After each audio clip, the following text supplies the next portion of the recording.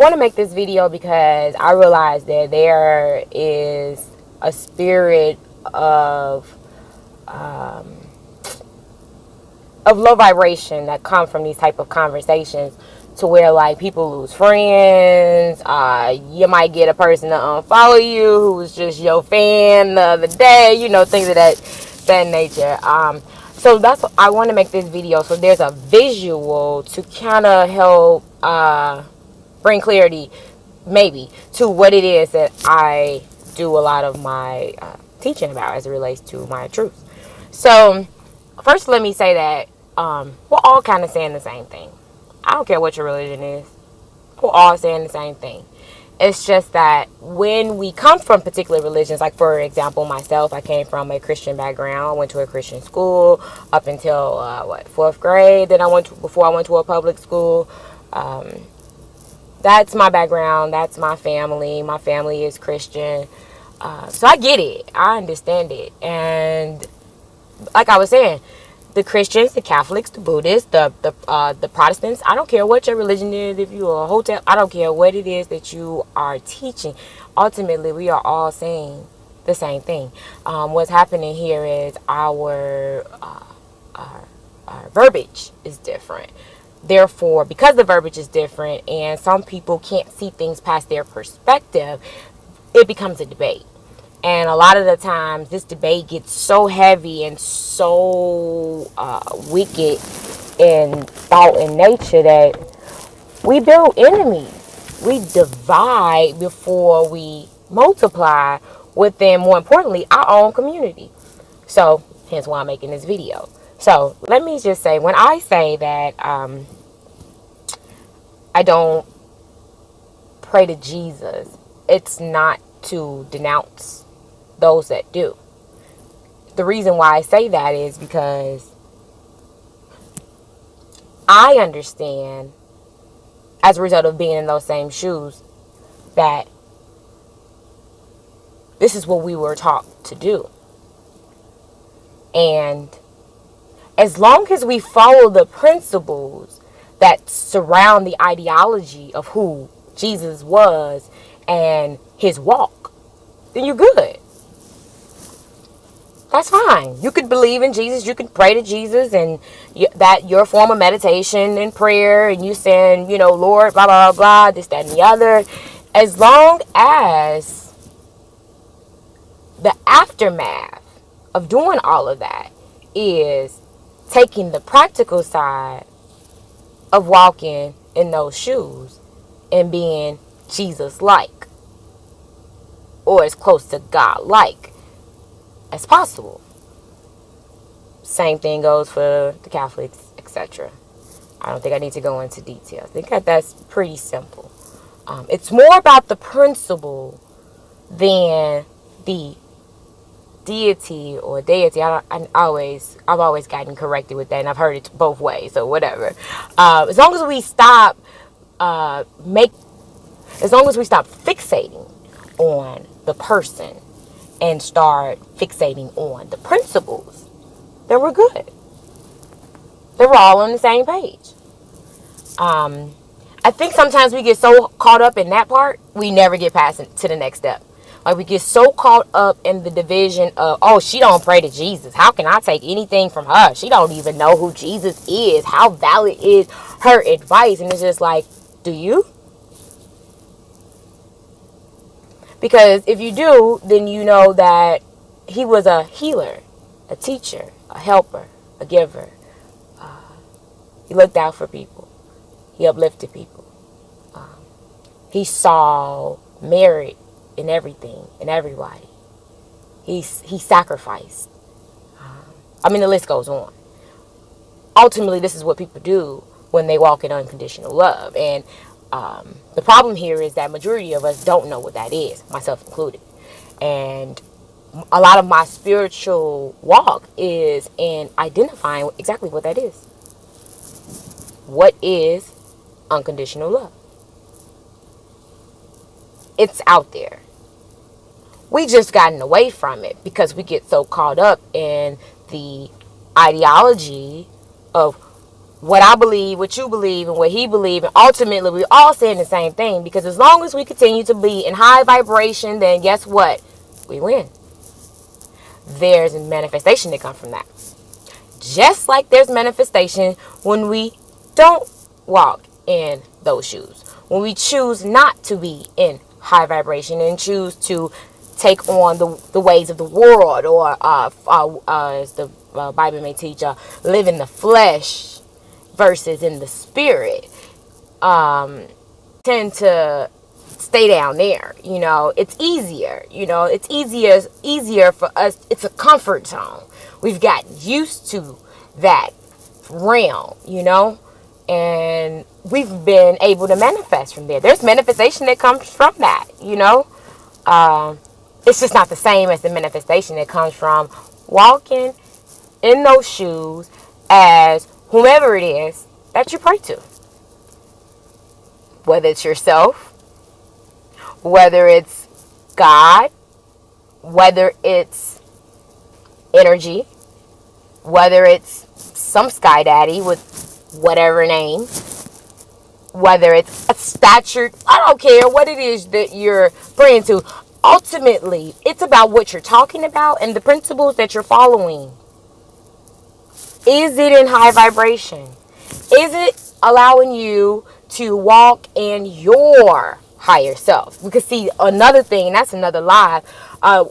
We get away from realizing that we are all on a spiritual walk, a self-spiritual walk. So it's not my job to tell anybody how to think and how to live. So when I speak my truth, please let it be known, I am not here to change anybody's identity. That would be forcing my thoughts onto other people, which is a low vibration. I'm not here for that. That's not my job. I'm only here to express who I am. And sometimes, in expressing who you are, especially when it comes from a place of confidence, because you've seen the fruit of your labor in some regard, it leaves a sense of intimidation factor on others who are not that secure in what they've been teaching and preaching. You see what I'm saying? The only reason why they can't self-identify in the situation is because we get caught up in the verbiage. We get caught up in a person, somebody doing something for you, when ultimately all the answers of life right here. It's all within, but you can't tap into that until you tap into you. Hence why I say we're all on a self journey. We're all on our own personal journey, our own personal walk. It's going to look different. It's going to sound different. And we can't sit around and compare our lives to other people's lives, because we're all doing things according to our own truths and foundations. All of that is fine. Don't let anybody out there in the world tell you that you're doing something wrong. This is your life. Nobody has to live with the consequences of what you do and don't do but you. So make sure that when you make your next decision, or whatever that is, as long as that is in a high vibration, meaning working towards your higher self, who your soul is, not who you've allowed society to condition you to be, which is 85% of us. 85% of us are displaying who society has created us to be, and not really self-identifying with who we are. It's easy to do that. Easy. The reason why that number 15% is so small is because there's only so many people out in the world who's willing to walk solo dolo by themselves and not have no friends. Period. Those are the people who truly know themselves. They're really comfortable with themselves. I'm not talking about those who are on the borderline of a mental break. I'm not talking about those lonely people. I'm talking about lonely people who stay away from society as a whole, yet understand exactly why society is the way it is. Meaning, not sitting around judging them, just choosing not to dwell amongst that type of energy. because spirit transfer, you know. So those people you find with 1 to 2 friends, maybe 3, you know, loners maybe, introverts. Nah, I say intro, extro. They a little bit of both. That 15%. Then outside of that, in that 15%, you got this 5% that got it all the way down packed.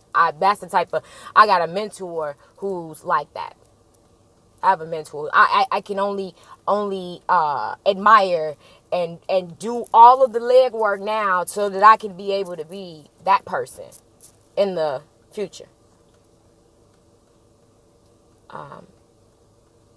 But the point of this was, I think that we need to get away from the verbiage of who we identify with as far as our religious and our spiritual beliefs, and understand that as long as we stay focused on principle, and principle, let's say I'm going to use the example for Christians, principle maybe staying in alignment with those commandments, making sure we are living according to those commandments. Those are living in high vibration. That's living in high vibration. Now, I'm not sure, because I've gotten away from the religion side of things, but if sacrificing animals and things of that nature is one of them, then, you know, that's another story. I'm not a fan of that. I don't believe in that. No. Hell, animals are my friends more than humans. So I would never agree to sacrificing animals. But I do believe in sacrifice. And there comes a time when we have to make sacrifices with people, places, and things that don't serve our higher selves. And within that sacrifice comes a manifestation that works with your higher self, that has the fruit of labor that your higher self is seeking. So, it's all love, y'all. All of this is in love. Because ultimately, that is what the higher power is. Love. What's a higher energy than love? Some would say death and evil. I say, no, that's the end. Nah. What's a higher driving force than love? Love will make you do a lot of stuff. Crazy and good.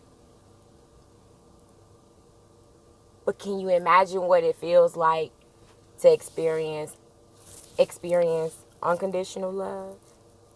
Like a world that was built on unconditional love. Yeah, I know it's hard. We've gotten so far away from it.